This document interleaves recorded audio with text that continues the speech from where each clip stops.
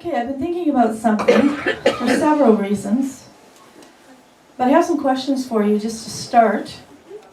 How many people in this room were officially government sealed, with government approval, adopted?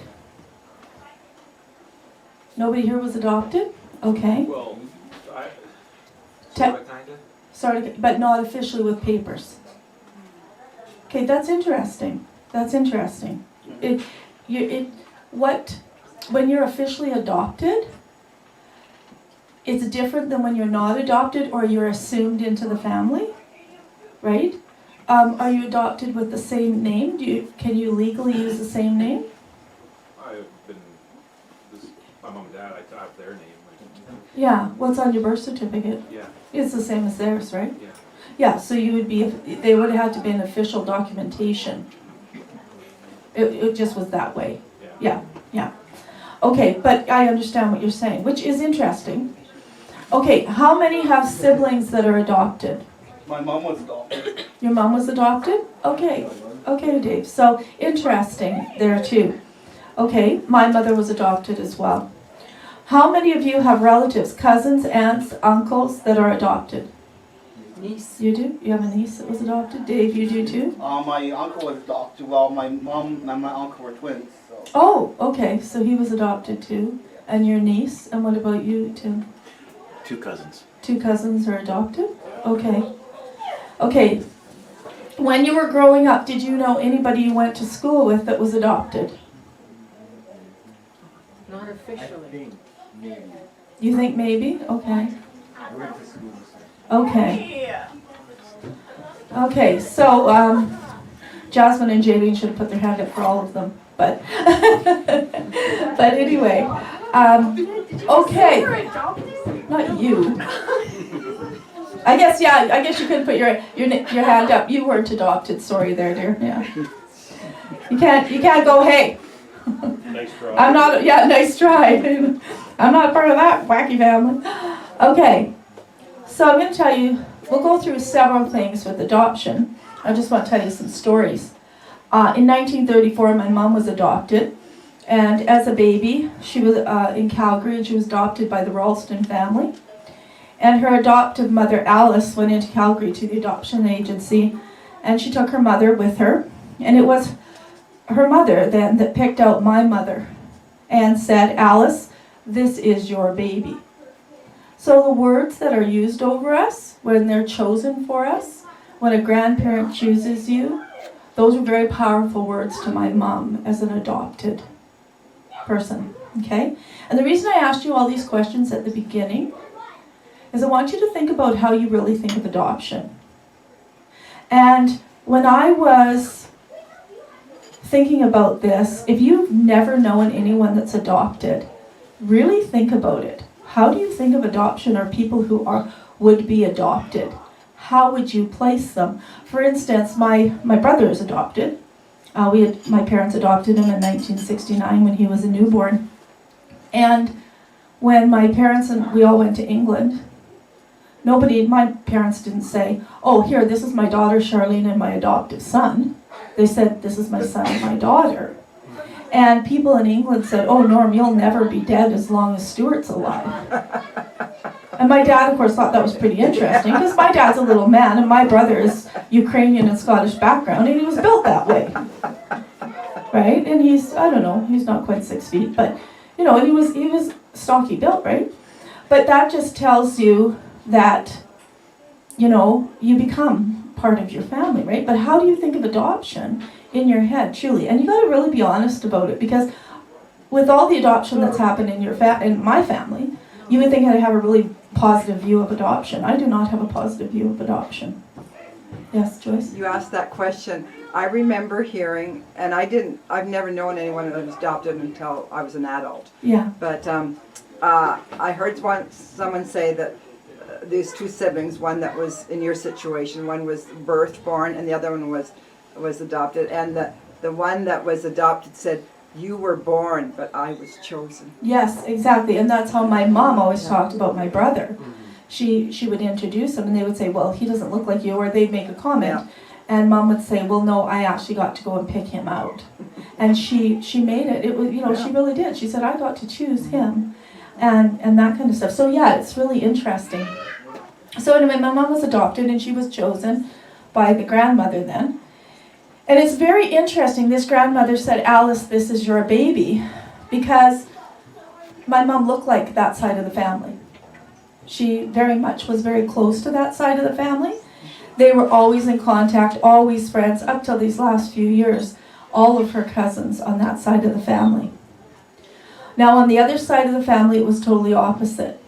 Because in 1934, it just wasn't cool to adopt anybody. So my mother's favorite book is Anne of Green Gables. Because very much, you have an adoptive child, they don't fit. They're going to burn down the house on you, Plus my mother had auburn hair and she had braids, and she went to one-room schoolhouse. So I think that's why it was her favorite book. Identify. Oh, totally identified, because she was not accepted. She was told at 7 at school that she was adopted by this side of the family, one of the cousins. And, in the end, my mom continued to love that side of the family, and she became one of their favorites as an adult. She was, one of their favorites. So, with my brother, he was always considered my brother. It was Stuart and Charlene, it was always my brother. Even in the 17 years when he even said to me, I do not belong to you guys, I am not like you.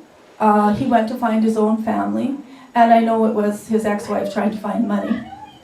And we weren't good enough because we didn't have money, and she only relates to money. So she had him off looking for his family. And he said, you're not really my sister, I'm nothing like you, and on he went. And so for about 17 years, we didn't see my brother at all.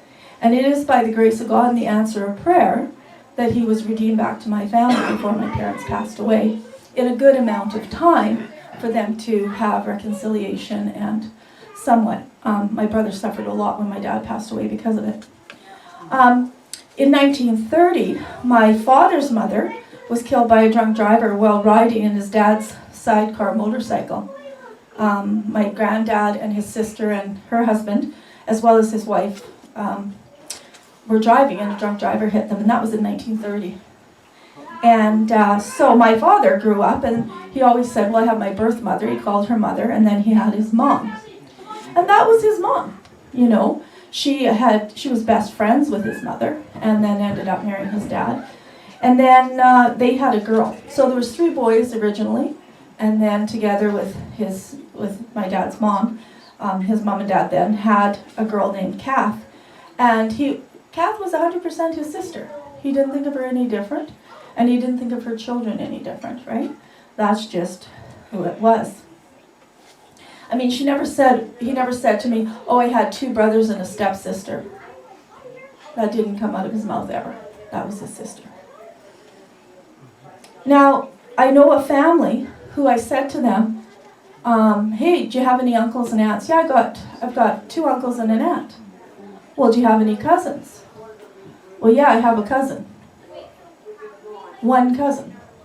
The aunt never had any children. One of the uncles had a boy. And the other uncle, you never spoke about his children, because he married the woman when the children were young and adopted them. But they were not family. I didn't know for years that they had children. I thought they must have been adults when they got married, so that's why, they weren't considered part of the family. But oh no, they weren't blood, therefore they were not family.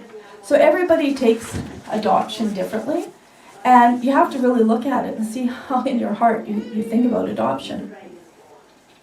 You count when you asked them to do, I couldn't remember any unknown, but we had what they call a church home. It was like an orphanage. There were a number of went to our school who were orphans at this church home. Does that count as adoption? Oh, well it is. You start getting into foster children and stuff like that. That's a little different when we talk about adoption, because when you legally adopt somebody, they are legally get everything like you do. So when the parent passes, when they have legal adoption papers, everything is divided. If it says it's to be divided among the children, everyone who is adopted with sealed government papers gets the exact same as the children who are born. There is absolutely no difference. The only difference would be is if in your mind you think differently about adoption. Okay. And I think the big thing is how the parents put it across to the Well, how children. parents put it across, but I think it's just a general, how do you feel about adoption? And how do you see other people when they're adopted? Do you see them different? Like with Shelby, we just say, oh yeah, here we all are. Well, when you stick her in the middle of my four, because you put Scott, and then you put Elise, then you put Shelby, and Jasmine and Jaylene, everybody goes, whoop, whoop, whoop, right? Because she looks different, right? So, of course, people go, where'd you get that one? So, people will question it, depending on the situation. So, and it depends on how people really think about it. No, I wasn't referring to people, I was referring to the parents of the adopted children. Oh yeah, well I Yeah. mean, well you can get into all messy Yeah. stuff when it comes with that. We're assuming loving parents here. But yes, you can get into all kinds of messy stuff, but it's how do you think about it? And so if you find yourself saying, oh yeah, the neighbor, they have 3 children, 2 of them are birth children, one's adopted, why do you separate them? And the reason is that you're called adopted by your Father in heaven. And if you think adoption is second class for someone else, there is no way you can see yourself as an adopted child of God, as a son, as Jesus is a son, if you think it's second class, because you see yourself second class, or third or fourth or fifth.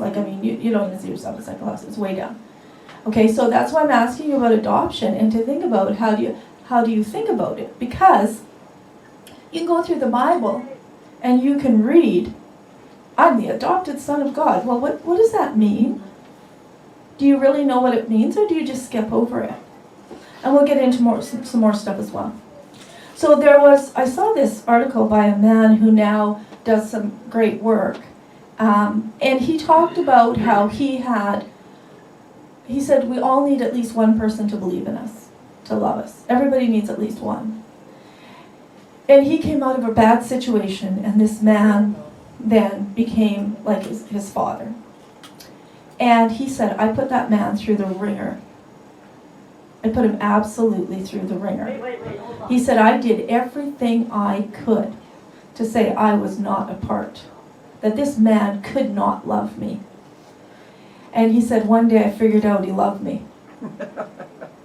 But that man never wavered. Like we say, well, how many times can that person be told, and they're still coming to church, How many times do we let them sit in the pew when they do all that stuff? But you see, some people do that to test the love. Because he just could not believe that this man could love him. Why couldn't he believe that the man could love him? Do you know? Yeah, he didn't love himself. Well, why? He felt unwanted. He carried the blanket of unwantedness. If your family, who is your flesh and blood, doesn't want you, how could someone else want you? And this is some of the reasons that I have a hard time with adoption, even though there's so much adoption in my family. And people say to me, well, would you have ever adopted? And I had always said no, because I saw the stress of what it was like to bring someone into your family.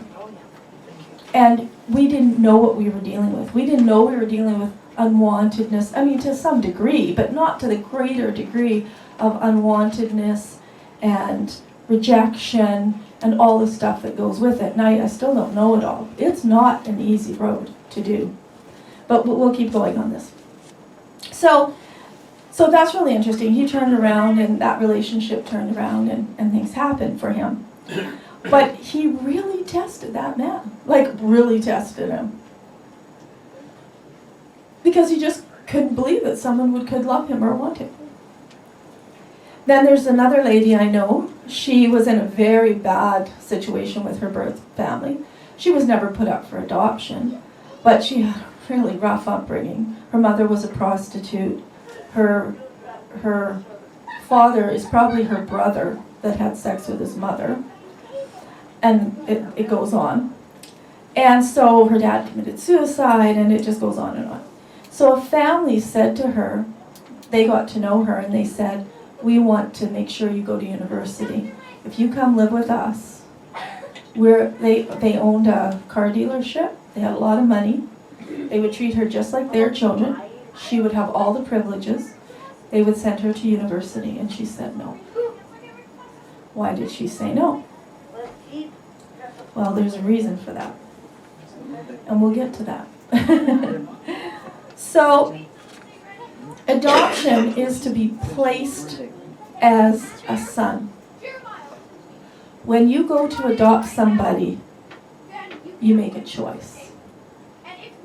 You think about it for a long time. You make a lot of plans. You have searched through to see if you want to do this.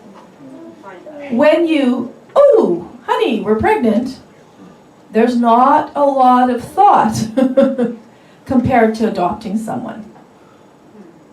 Now, that said, people can, decide to have, like we decided to have 4 children. Our children were planned before they were born. We'd save stuff or put money or things in the safety deposit box for them. We always put 4, and we always put an extra for 5 just in case. So we have all 5, right?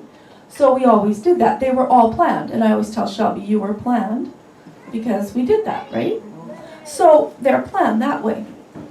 When you adopt, there are so many things you go through. And God the Father didn't do this on a whim. He didn't go, oops, honey, we're pregnant, He chose you. You were placed as a son. And there is a place for you in the family of God. Nobody else can fill that place. No one, because you are unique. And that place has been thought out, and you've been placed there, okay? You are given that place, and you have 100% of the heritage, just like all the other sons, all the other children. And you're adopted. And adoption means to take by choice into a relationship. It is a choice that you've done that. And that's what we really need to think about. You need to meditate on that. You were an absolute thought out choice with a place. And when your place is not filled, nobody takes that place at all. So we're going to look at Romans 8 today. And as we go through it, we're going to talk about some stories. We're going to start thinking about some things. I want to expand on this. In Romans 8, it says, therefore, there is now no condemnation for those who are in Yeshua. For the law of the Spirit of life in Yeshua has set you free from the law of sin and death. For what the law could not do, weak as it was through the flesh.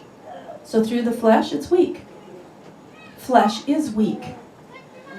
Right? Just put ice cream out on the table and we'll see how weak our flesh is, right? Maybe some it has to be chocolate mousse or something. I see how strongly you are to run there to get it. Yeah. I'm willing to go test it, make sure it's okay for everybody. It takes a real sacrifice to do that, So, weak as it is through the flesh is weak. God did, sending his own Son in the likeness of sinful flesh, and as an offering for sin, he condemned sin in the flesh, so that the requirement of the law might be fulfilled in us, who do not walk according to the flesh. So that the requirement of the law might be fulfilled in us, who do not walk according to the flesh, but according to the Spirit. Now, what I want to do at this point is, you were baptized, at which point you are no longer flesh but spirit. So we're going to take this another step. Whenever we say flesh, that's our physical family. Because that's who you're connected to, right? And spirit is now the last name of your new family. So we know a few people, as with this lady I told you about who was offered to go to university, be one of the family. She had her flesh family, and she had this new family. We'll call them the spirit family just for this example. She decided her flesh family needed her. We know some other people who chose their flesh family. And they chose their flesh family because they thought at 15 years old, they're going to fix their flesh family. And one of the things that's on the internet is how bad Facebook is and social media for those who are adopted. One girl said she was 14 years old. She went on social media and found out who her adoptive parents' dad was. He was all very sweet. She thought he was the best man ever. And then the abuse started. So she was taken out of her flesh family because it wasn't working. Because her flesh family walked in the flesh. And it was an unsafe place for her to be. And she was put into her spirit family. And now she's gone back to this abuse. She, of course, has got out of it again. But do you see what happens is we think we can go back and fix our flesh family at 15 years old. Sometimes we need to come out of that family, be given an opportunity to grow in the spirit family, so that we can go back 5-10 years later, and now you can be a blessing to that flesh family. Most people don't do it that way. My family needs me. I need to fix my family. We are very connected to the flesh family, to our own flesh. You are born again. You are not to be in that family. You are in the spirit family. Now, when you go into the flesh family, the flesh family swears. They may physically abuse you, emotionally abuse you. They may abuse everything. How they talk is not life. That's the flesh family. However we want to see that at this moment, okay? How we were in the flesh, when we walk in the flesh. It does not line up with the spirit family, because when you're adopted, when you're taken out of a very volatile situation and put into a new family and adopted into a new family, you go into that new family, and we'll call it the spirit family as a last name right now. They have different rules in their house. Their house works because they go by different rules. They don't slap each other when they're mad at each other. They don't swear at each other when they decide, they don't sexually abuse you. They don't physically abuse you. They don't emotionally abuse you in any way. That's why you're in that family, to have a new life and a new start and a new day. But there's different rules in that family. There's different laws that work in that family. And when you don't want to stay in that family and do those laws and rules, well, sometimes they have to take the children out of the situation because they're hurting the other ones. Right? They don't want to, but you force them to. And sometimes you force them to because you wear that blanket of unwantedness. And you say, no, you can't love me, Father in heaven. I can't be a son of yours. Because you're wearing that blanket of unwantedness. You cannot accept the love. You wonder why it's not working out and your prayers aren't being answered.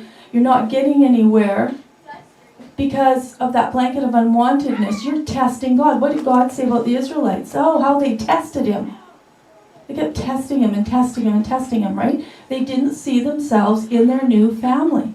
And you will see that with adopted, like my brother. Well, I'm not of your family. I don't act like you. I don't look like you. I'm nothing like you.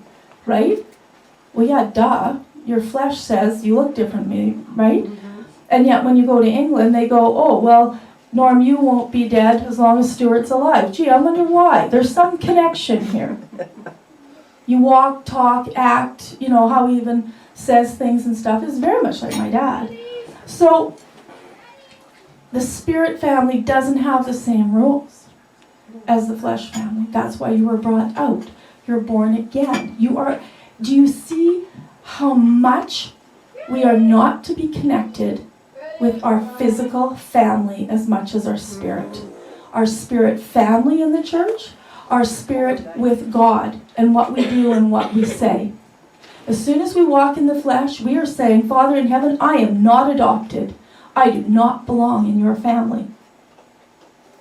Because we're walking in the flesh. Well, I do that because my grandpa did it and my great-grandpa did it. What? You're not. You're born again. You're adopted. You are now in a different family. And a lot of rejection you can put on God. A lot of rejection comes when we have that blanket of unwantedness. We reject God. Because we do that in our own when we adopt people into our family, whether they're officially adopted or not. You know, I always say that. You know, with Shelby, well, we adopted her. Didn't get her family's approval. But, you know, but what happens is, think of it on your own level with God, but the children run back to their flesh family because they're going to fix them. Well, this family they have to accept me. I was born into that family. How can they not accept me? I need to be accepted by this flesh family, by my flesh family. Well, you know what? They might not have the tools to accept you right now. Besides, you're baptized, you're born again, you're in a new family. But they can't take on the new family because of that blanket of unwantedness. If my flesh family doesn't like me over here, if this family doesn't like me, how can you like me? How can you love me? It can't be. And actually that's what Shelby said to me the first few days she was at her house, and it still is now too, but very much so. Well, she felt like a squatter at that time because, well, my family doesn't want me, how can you? They say I'm garbage, how can you? You don't even know, you know, only know me a little bit, right? But we do this to God the Father too. And we don't accept what He has for us. So in verse 5 it says, "For those who are according to the flesh set their minds on the things of the flesh." When we say, well, I can't be at a holy day because my family has a birthday. Pardon me? Are you of the flesh? Is your last name flesh or is your last name spirit? Whose family are you in? Oh yeah, but they won't like me. Oh well, we're just getting reconciled. Believe me, I know about reconciliation. It comes and it goes. You know? Just say money. And you'll see your flesh family walk up right out of the door. I can tell you that right now. I've had an experience recently. So you don't worry about that. God's the Redeemer. He will redeem it. You're in the spirit family now.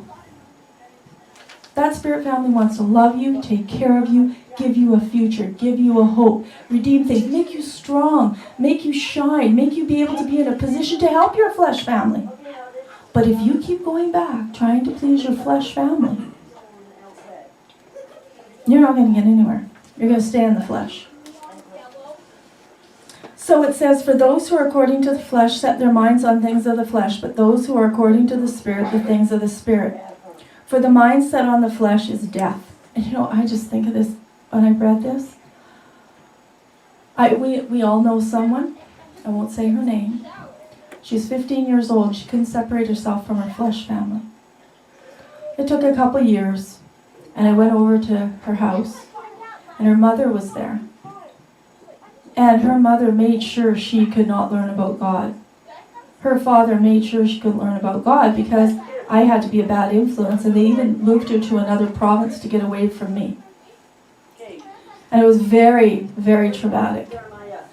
But anyway, a few years later, I went over there, and the mother goes, she's just a drunk. Was it really worth staying with the flesh family? Now, just dazed. You could go like this. It's just not the same. But the father figured, because she liked spirituality, he took her over to a witch that had a whole bunch of pentagrams, and for all of her high school, she slept. Because they took her energy. You can't talk to her about anything deep other than just shallow things. Because we don't, is that what we do to God? Do we go back to the flesh and that flesh family, whether it's our flesh family as in our born family, or walking in the flesh? Well, I, curse them out. Now they're, that's the way it is, right?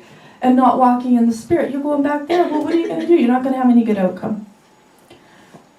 For the mind set on the flesh is death, but the mind set on the spirit is life and peace. When you decide you are a son of God and you walk in the spirit, you have life and peace. Now you're able to give it because you have it. You cannot fix other people.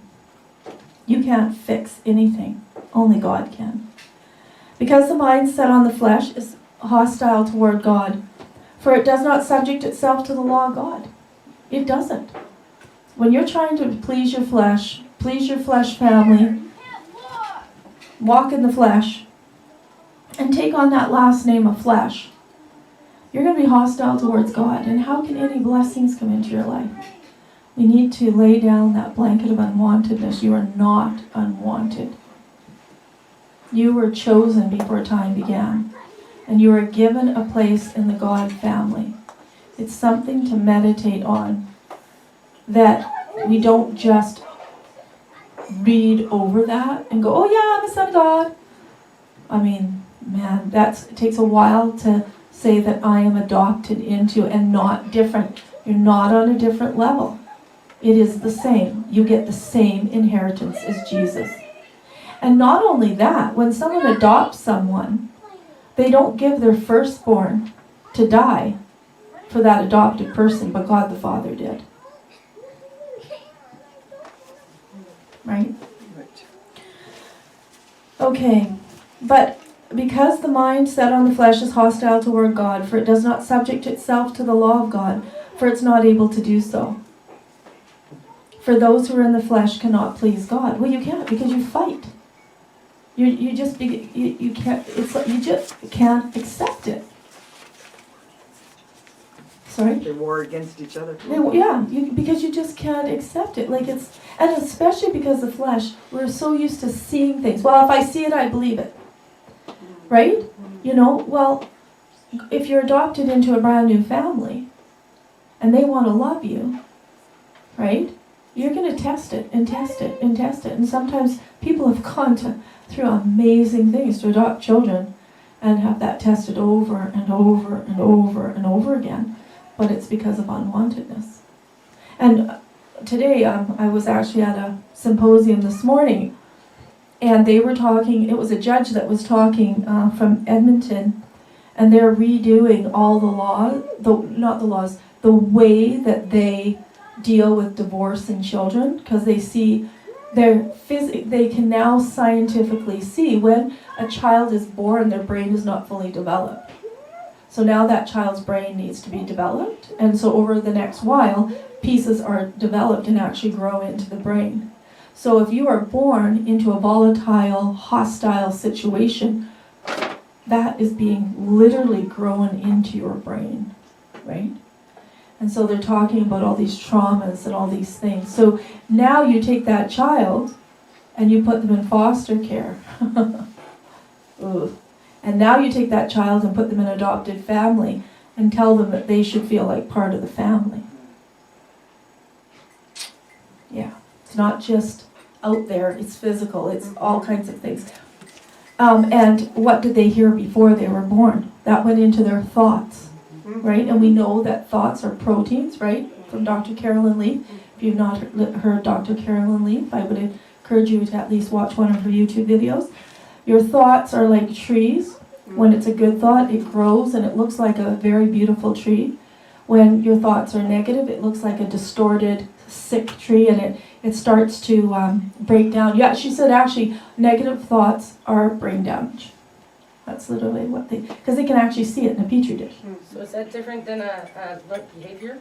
Yeah, it's a thought. It's just, that's what it is, a thought. So when you get a negative thought, what is the Bible, the Word of God says, cast down every wrong thought. That's why. Because you're literally changing your brain. And through your thoughts, you can change your entire life.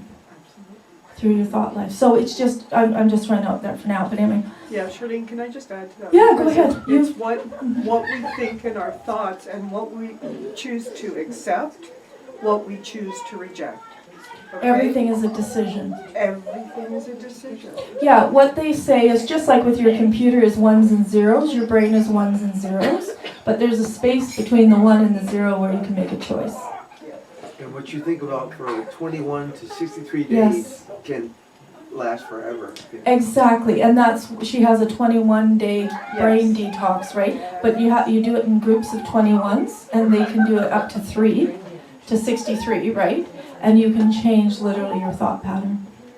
So if your thoughts are, I am fat, let's say, right? That's going to talk to all your cells in your body. So then you have to change that thought. So how are you going to do that, right? It's just like Gerald talked to me the other day, and he goes, well, you really have to want to, Charlene. And I went, oh, okay, Dr. Carolyn Leaf, and the brain and the thoughts all came rushing into my mind, and went, I guess this is going to take 63 days, to reprogram my brain. I want to go for a walk every day. Gerald was saying to me when I asked him how Peggy McCall and some of these people at this conference had changes in their life that were dramatic and basically miraculous, getting a dream home in a miraculous way. He said, well, Christians are so negative.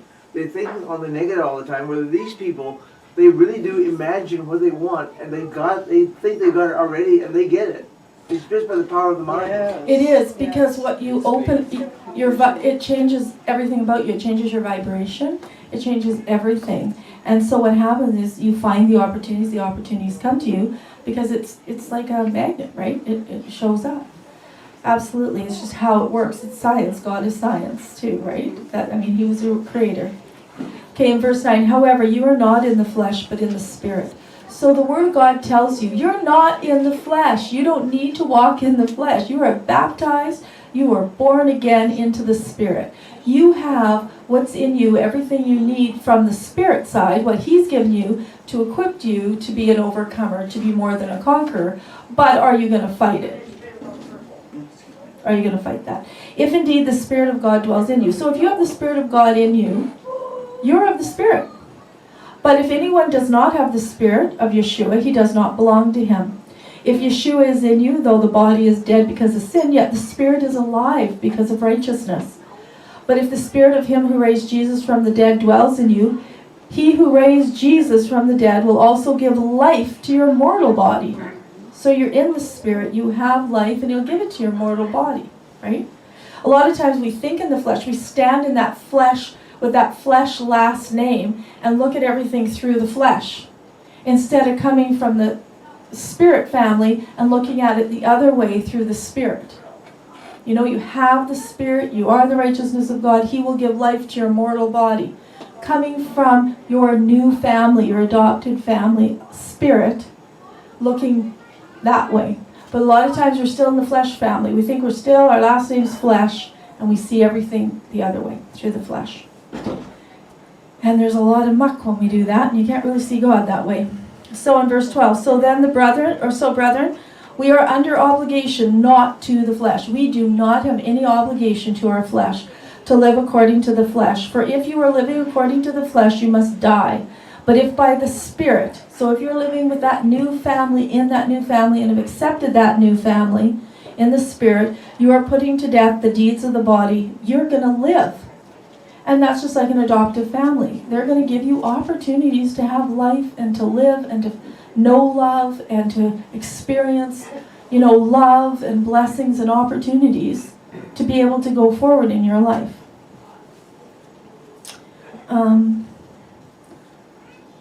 For all who are being led by the Spirit of God are sons of God. So when we do the stuff in the flesh, we have to know we're not acting like the likeness of our new Father in heaven's family. Right? Because it says, for all who are being led by the Spirit of God are sons of God. If we're not led by the Spirit of God, we're not going to look like the sons of God. We're not going to look like the Spirit family. We're going to look like our flesh family. For you have not received a spirit of slavery leading to fear again. Well, there we go, the fear word. Okay, as soon as we're in fear, we're in the flesh, right? So now the fear is going to open us up. I'm going to tell you guys this, what I just learned. I wasn't going to tell you, but I'm going to tell you this. So yesterday I go to a meeting. I met this lady about accounting. And I start talking to her. And I said I was from Devon, and she said I went to this course, and I met this person, and I happen to know this person really well. And we started talking. She says, okay, I signed up for a course.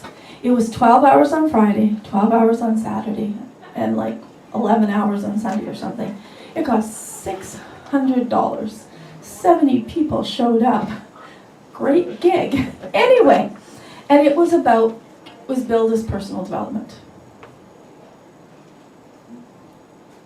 Well, the person who leads it uses hypnosis. And what they were teaching them was how to hypnotize people so that you can get better business. And big, large companies are using hypnosis to get you to buy their product.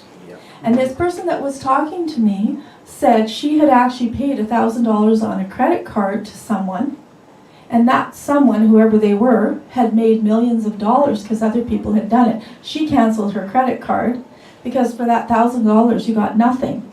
But the woman knew how, when she talked to you, how to hypnotize you so that she could get your money. How much more do you need to walk in the Spirit and not in the flesh?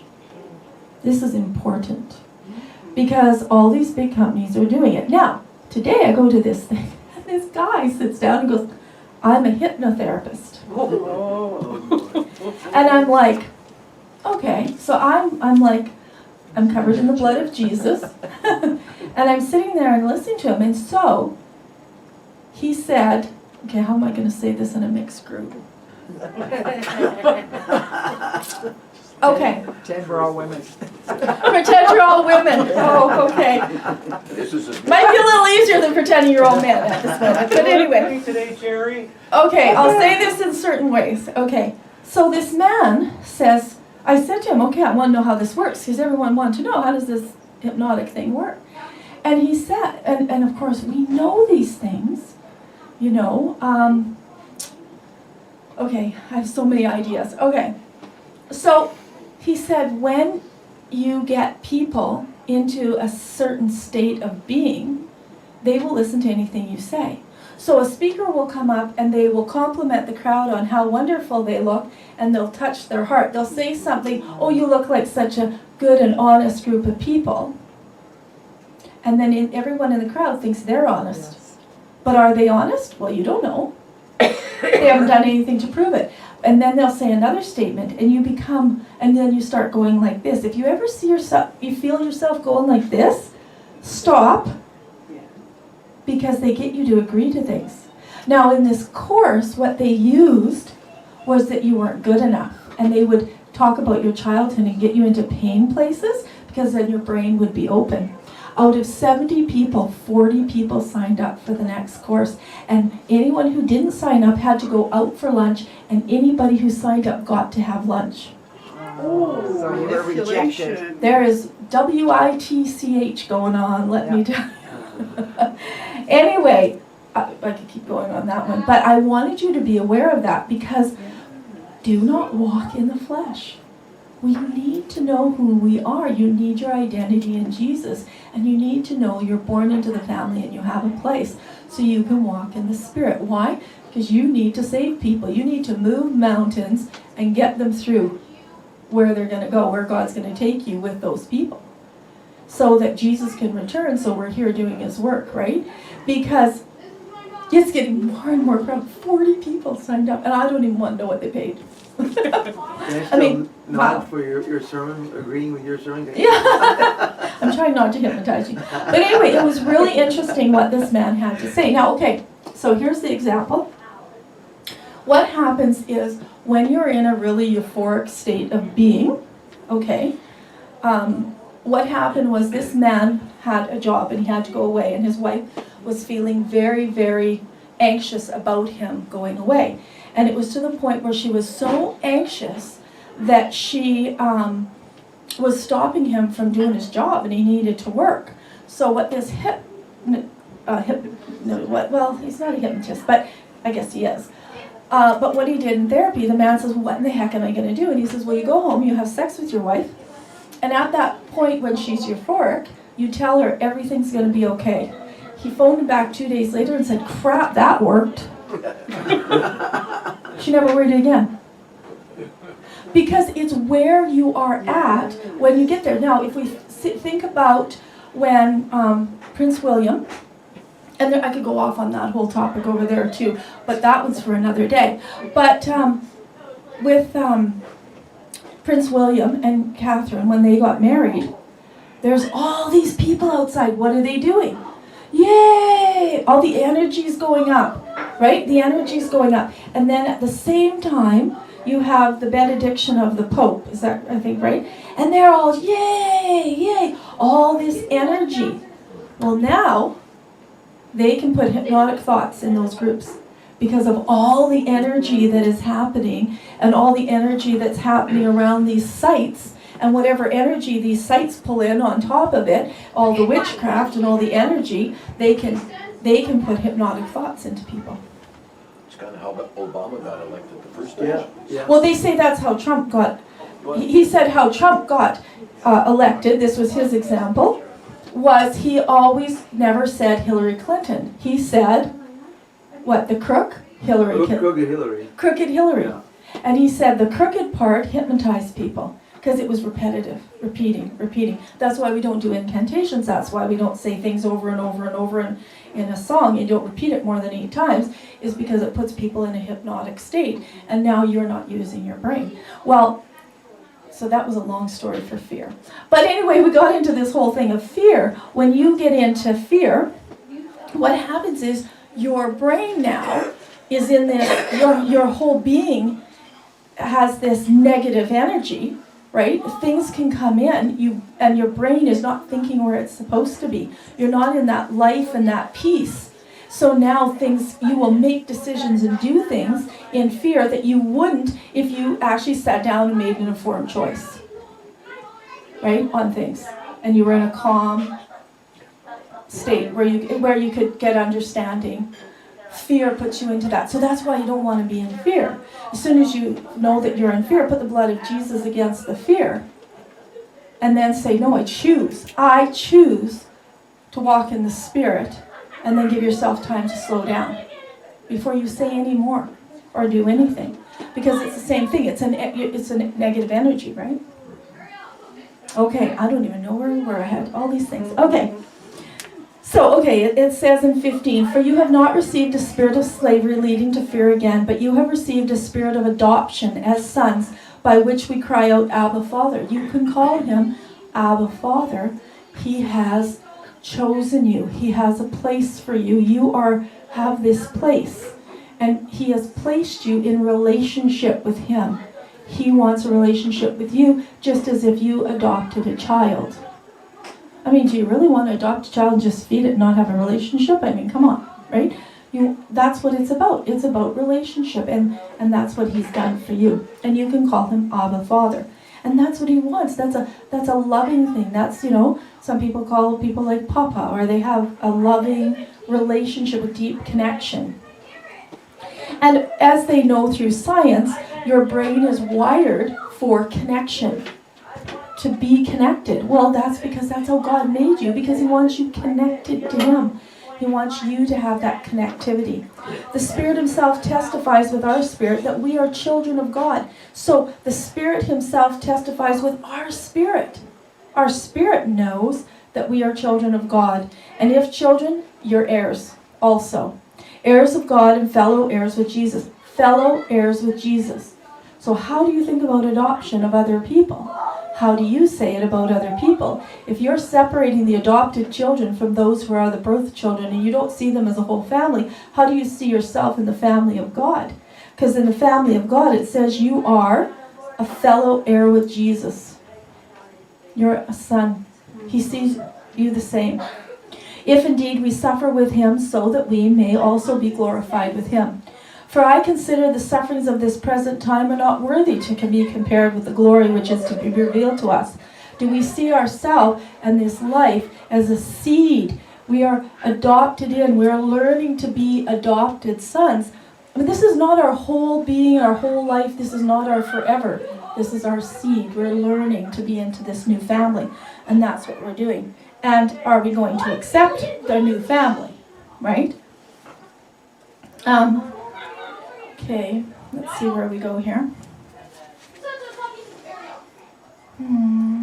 Okay, so then we'll go down to 28. And we know that God causes all things to work together for good for those who love God, to those who are called according to his purpose. For those whom he foreknew, he also predestined to be conformed to the image of his Son. He predestined it. He thought about it a long time ago. This is not a quick decision. So that he would be the firstborn among many brethren. Jesus knew he was going to be the first brother. He's going to be the oldest, right? But he's going to have lots of brothers and sisters. And these whom he predestined, he also called. And these whom he called, he also justified. You're justified. And these whom he justified, he also glorified. So when you adopt someone into your family, you adopt all their heritage, you adopt their problems. I mean, you do. You know, whether it's physical or mental or emotional or whatever, but you're willing. You're willing to work with them. You're willing to love them, and that's amazing. And it's so amazing. There's a YouTube video where a girl was adopted into a family. It's so cute. If you just type in adopt, she comes up. And she's from China, and of course her brothers aren't. And she does kind of a little parody or a little funny thing about how people react to her as being their sister. And it's so fun. And you can see she really loves them, and they really love her. And she said, you know how many times I get asked if she gets called, like her brother and her are called boyfriend and girlfriend, right? Because she's from China, right? So she looks that way. And so she gets that a lot, where they must, your boyfriend. Oh, it's my brother. But she makes it really fun. And it's really, really neat to watch how she talks about that. And how people say things to you that are weird and silly. Like, duh, of course I don't look the same, but it's pretty fun. But we are to become conformed to the image of his Son, so that he would be the firstborn among many brethren. And these whom he predestined, he also called. So, and he's justified us. He also glorified us. What then shall we say of these things? If God is for us, who is against us? He who did not spare his own Son, but delivered him over for us all, how will he not also with him freely give us all things? And when you think of that as an adopted, if in the physical, if you adopted someone and we said, okay, now your firstborn, you're going to give and have them go through all this so you could have that other adopted child. Think about that. That would you be adopting any children? I don't think you would. But, he did that, right? He did that for the good end. Who will bring a charge against God's elect? God is the one who justifies. Who is the one who condemns? Jesus is he who died, yes, rather who was raised, who is at the right hand of the Father, who also intercedes for us. Who will separate us from the love of Yeshua? Well, the blanket of unwantedness will separate you from the love of Yeshua.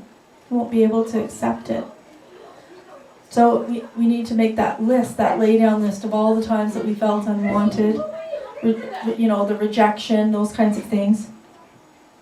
And to make our choice and our claim to accept the love of our Father in heaven, to accept what he did for us and our place, to accept our place as the Son of God. Will tribulation or distress or persecution or famine or nakedness or peril or sword separate us from the love of Yeshua? What happens? What happens when something happens in a day? Complain. Well, yeah. As soon as you complain, you're saying, "Well, my last name isn't spirit. My last name is flesh." Right? I'm no longer in the spirit family. God can't love me, right? Just like I was told, and I've told you guys that I was told this: that do not judge what God thinks of you or how he loves you or what he can do for you in what happened today. If you adopt a child, you have rough days. But does that mean your love is not there for them? Does that mean you're still not rooting for them and tomorrow's going to be a better day? But we do that to God. So think of yourself as the adopted child having a temper tantrum in the back room because things didn't work out for you that day. So obviously this new family, this new spirit family, they don't like you. They don't love you. That's really what you're saying to God, right?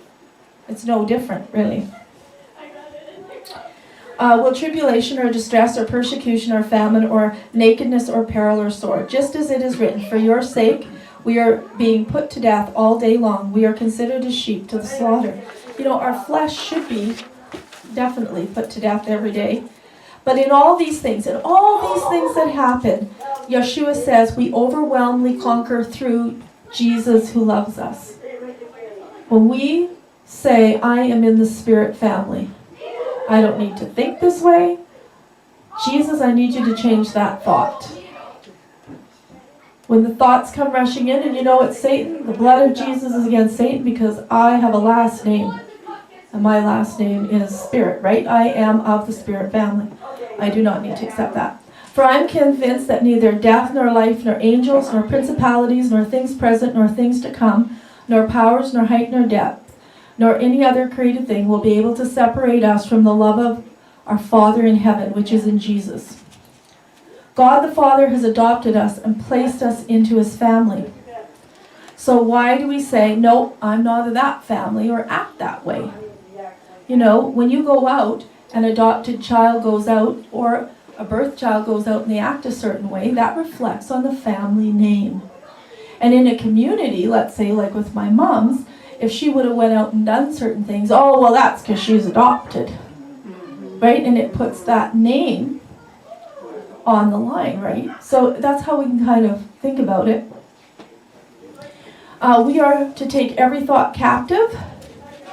And so we need to say, I am adopted son of God. I am a son of God. I am a son of God. So the reason people cannot accept being adopted is because they carry the blanket of unwantedness. They do not trust. And the more trauma in their life, the more they do not trust. All the trust is gone. When you've been rejected and manipulated and betrayed and betrayed and betrayed, the trust isn't there. Number 2, they feel it's too good to be true. And definitely too good to be true. So how much do we feel it's too good to be true? We're way down there. And number 3, love might be there, but it's not for them. So the love might be there for everyone else, but it's not for them. So a lot of times we can't hear in the Spirit or can't do things or all those kinds of things because we don't think it's for us.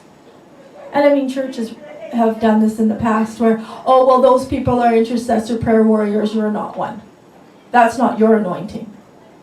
Well, that's exactly what they're doing. They're saying, well, that love of the Father and all those blessings of anointings isn't for you. It's for everyone else. Or for that person because I like them and they have a nice house and they drive a nice car and they look the part, right? Really, that's what they're saying, right? So anyway, what happens is we go back to our flesh family. And people can make all kinds of excuses to listen to their family over our Father in heaven, to do all kinds of things instead of listening to the Holy Spirit and what the Holy Spirit's telling them to do. As soon as we start saying we can fix our family or we have to go do something so our family accepts us, we know our last name's flesh, not spirit. At that point, you know, you're not doing, because you can't fix it yourself. And that's one thing Shelley said to me as soon as she laid down her family and said, God, you fix them, and she turned around and walked away, which was hard for her. She's the oldest, right? She's very much a center. As soon as she did that, God has redeemed every single relationship in her family. But she said that's where you have to decide to do that, right? You can't fix it. Not going to be able to do it. And I couldn't fix my situation. I should have tried. Years ago, I tried, man. I yelled, screamed, jumped up and down. Didn't do any good. Not going to do any good now either. So, but Jesus can do it. And just turn it right around. And it's just beautiful when it happens.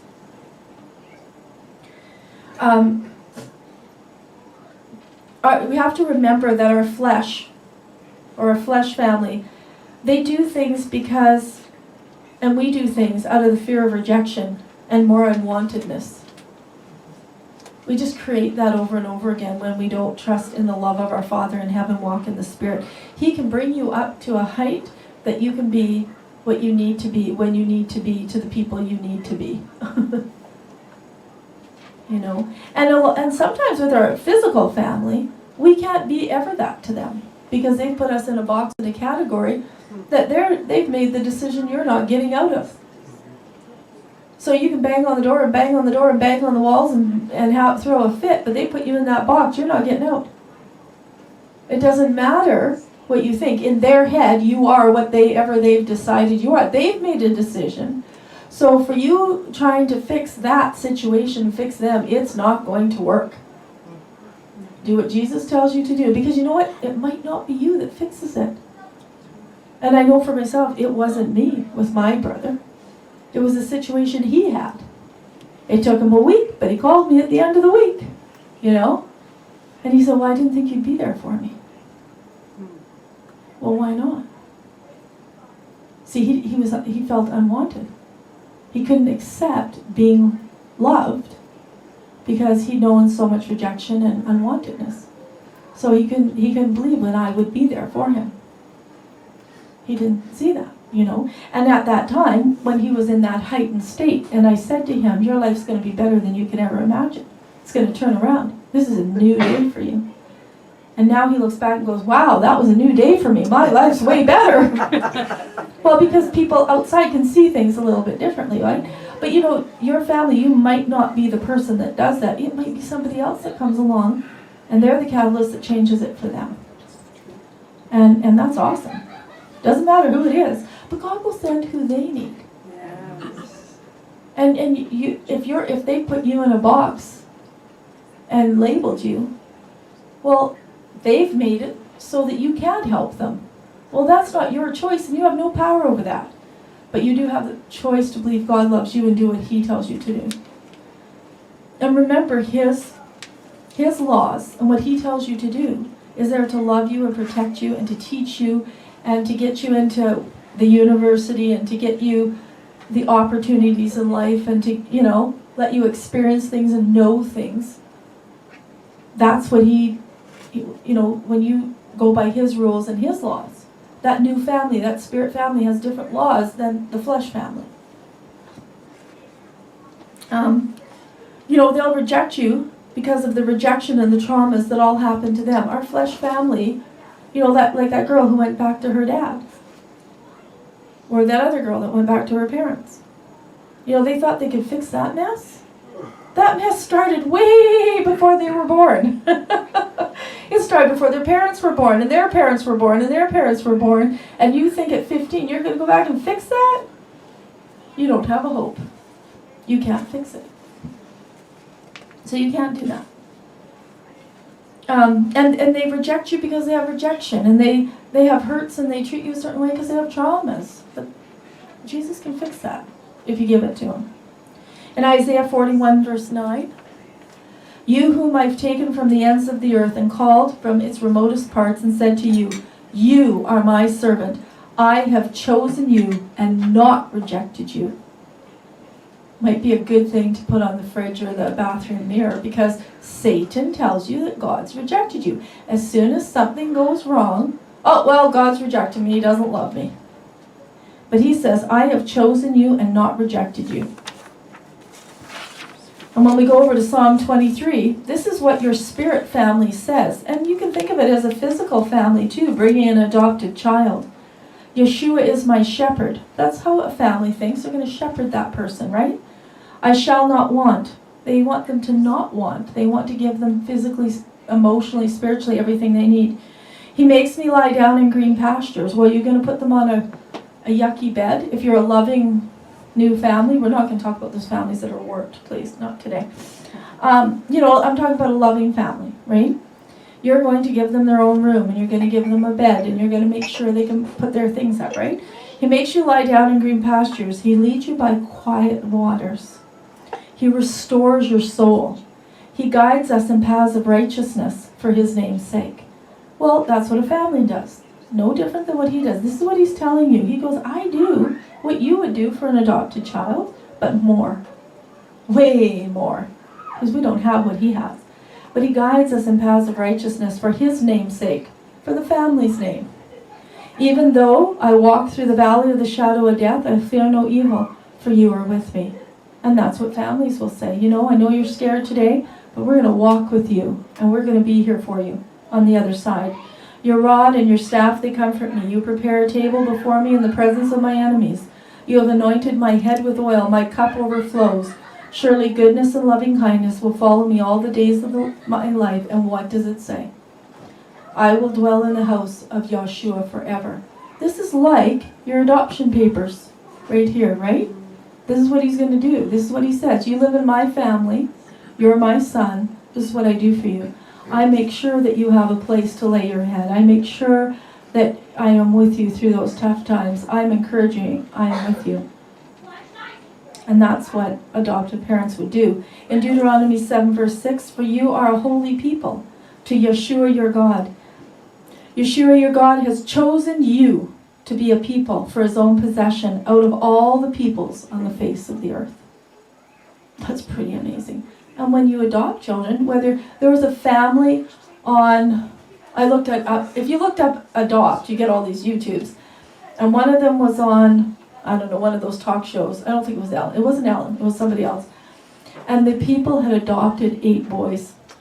They had a girl, and the woman was 17 when she had this girl, and she married a man, and they couldn't have children. So they adopted 2 boys, and their mother was a drug addict. And so what happened is they adopted the 2 boys and then found out she kept having children. And so they kept adopting them right down to the 8th one. And the 8th one is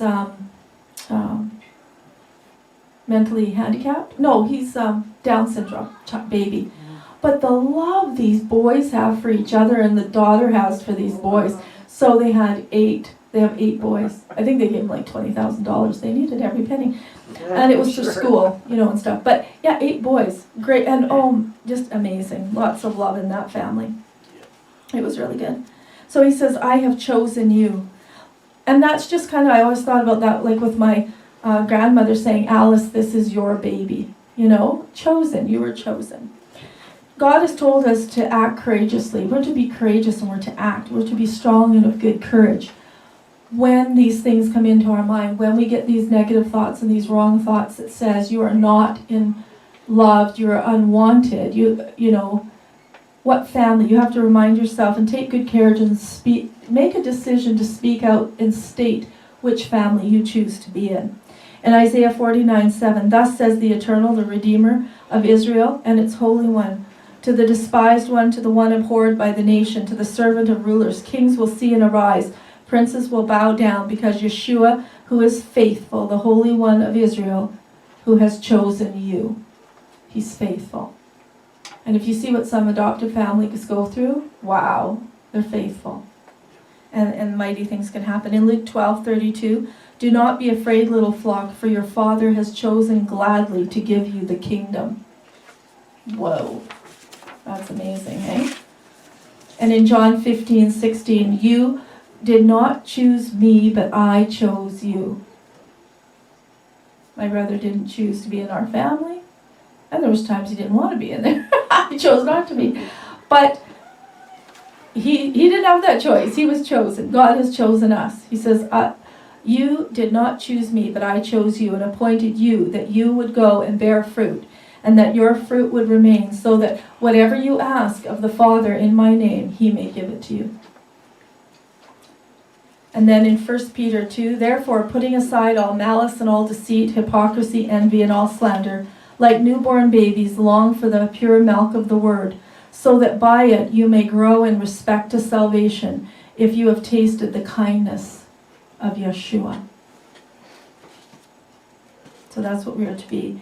And coming to him as to a living stone, which has been rejected by men, but is choice and precious in the sight of God. You also, as living stones, are being built up as a spiritual house for a holy priesthood, to offer up spiritual sacrifices acceptable to God through Jesus. For this is contained in the scripture. So here it says, okay, we'll just keep going for a second. Behold, I lay in Zion a choice stone, a precious cornerstone, and he who believes in him will not be disappointed. This precious value then is for you who believe.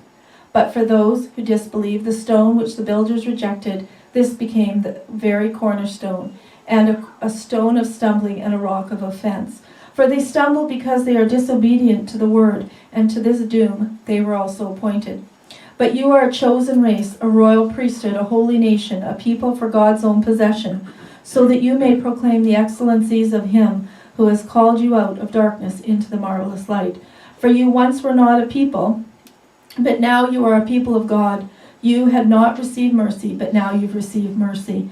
And there is another young man who is adopted by a family, and he just had nothing. And when I read this, I think about him, because this family brought him in and loved him, and it was a marvelous light that came into his life, and he found mercy and kindness and was totally accepted by that family. And this is what happens. But when we go to make decisions about what we're going to do, ask yourself, is this what a spirit son of God? If I'm walking as a family, in this family of the Spirit of God, in the Spirit, would I make this decision or not? Because you represent the family of God when you make certain decisions. Whether it's to go to Bible study or go to church or go to the holy days or not or whatever, is that what the sons of God do? You see yourself in that family. What do they do? And that is how we think more and more that we are part of a family. We are born again. So we bless you. Shalom.